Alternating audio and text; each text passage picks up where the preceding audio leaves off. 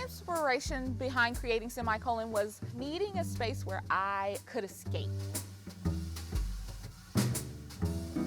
Wanting a space where I felt comfortable. Bookstores are not typically a space where Black people in general, especially Black women, feel comfortable, so I wanted to create that.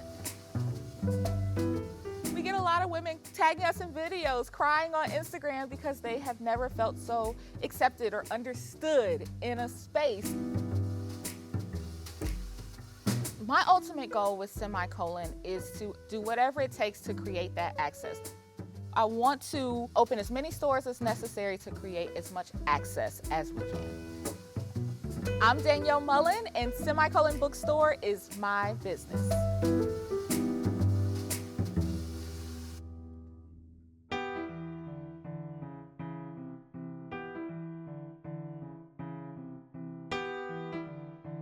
I got diagnosed with cancer and I couldn't work my regular job anymore, and I wasn't supposed to be working at all, but I was bored. And so when I created Semicolon, I wanted a name that represented what it was for me. And grammatically, a semicolon is where an author could choose to stop but moves the sentence forward. And this was me in my way of moving my sentence forward.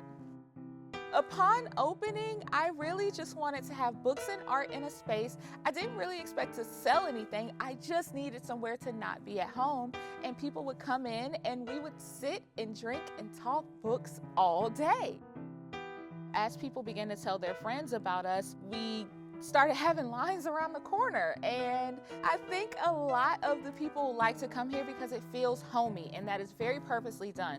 This does not feel or look like any other bookstore, and it's because I prefer it to feel and look like home. And so we have the couches, we have the rugs, we have the candles lit, and we have what seems like a ton of open space, but it's enough space to make it feel less oppressive with shelves and more comfortable, artsy, and inviting.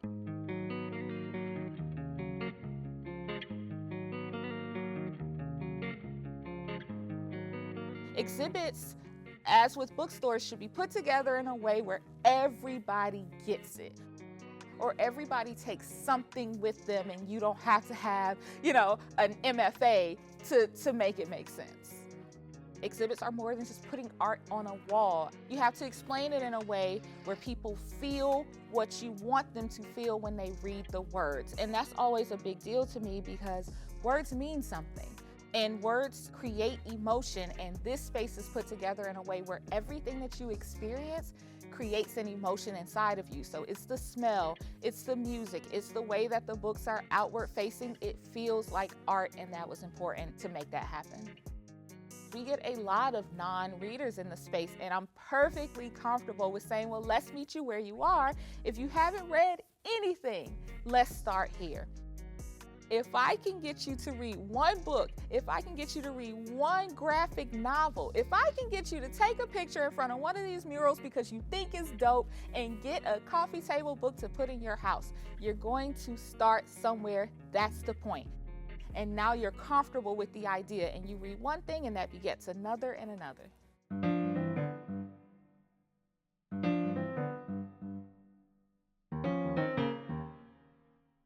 African Americans have the highest levels of illiteracy currently, and it doesn't make them want to read. In fact, it makes them not want to read because they're embarrassed to be in spaces where reading is paramount. I'm gonna ask you what you like to do, I'm gonna ask you what you like to eat, what you like to drink, and then I'm gonna say, if you like this show, this restaurant, these types of people, let me tell you where you should start. About once a quarter, we allow CPS, Chicago Public School students, to come in and literally clear the shelves. They can take, a stack of books free of charge, and we cover that cost. A lot of these families don't have the money to purchase books, so even if they have the interest, books are still considered a luxury retail item. So we try to bridge that access gap by just giving them away.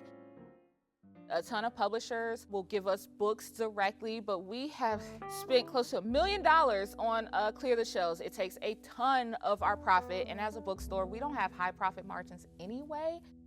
But the thing is, somehow our community always supports us enough to make sure that we can make these things happen. And even when there's no donations, we're gonna find a way to make it happen because that is just what moves me.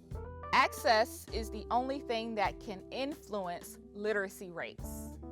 Books that a lot of Black students read growing up that we didn't think were a big deal, and come to find out as you get older, you realize that a lot of books don't feature Black characters. And it's kind of crazy. People who fell off along the way and stopped reading, a lot of it was because books did not feature Black characters and they could not relate. And we want to bring that relatability back.